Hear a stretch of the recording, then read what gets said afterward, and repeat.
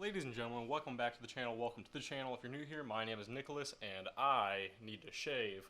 But on the other hand, this is my 2016 Honda CBR500R. In this video, I'm going to be doing 5 things that I love about this bike. So without further ado, let's go ahead and jump into this. Now, the first thing I love about my CBR is the styling.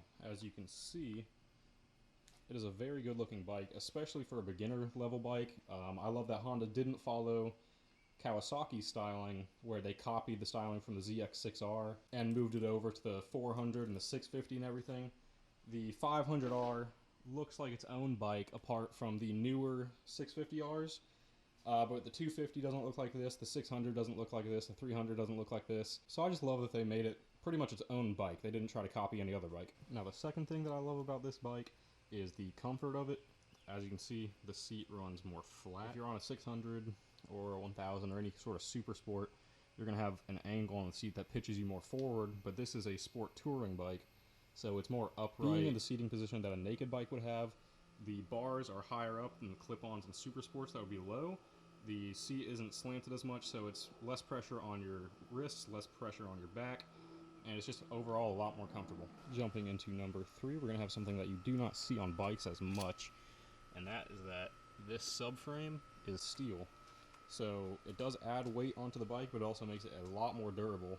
So in the event of a crash, it's not going to mangle your subframe like you see on dirt bikes and super sports. Coming at number 4, I'm going to go ahead and say the sound. I will be the first to admit I love the sound of an inline 4 way more than a parallel twin. However, you can't tell me that this bike with my Yoshimura slip-on doesn't sound good.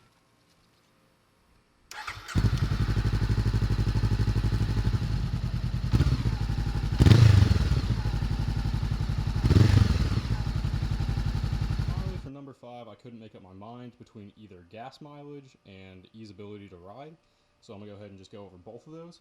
This bike has a very light clutch and is very forgiving. It makes 50 horsepower and about 32 pound-feet of torque, and that is to the crank. Those aren't wheel numbers. As for gas mileage, the best I've ever done on this bike was upwards of 100 miles per gallon, but even with me riding it like I do,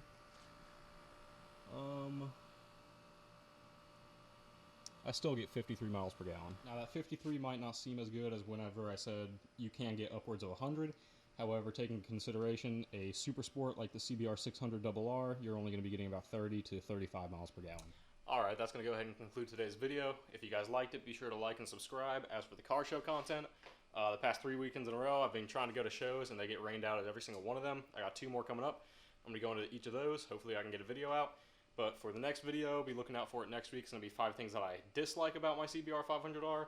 And then I'll come out with my more detailed review later on. But I'm thankful for every single one of you. Thank you guys for stopping by the channel. And until the next video, peace.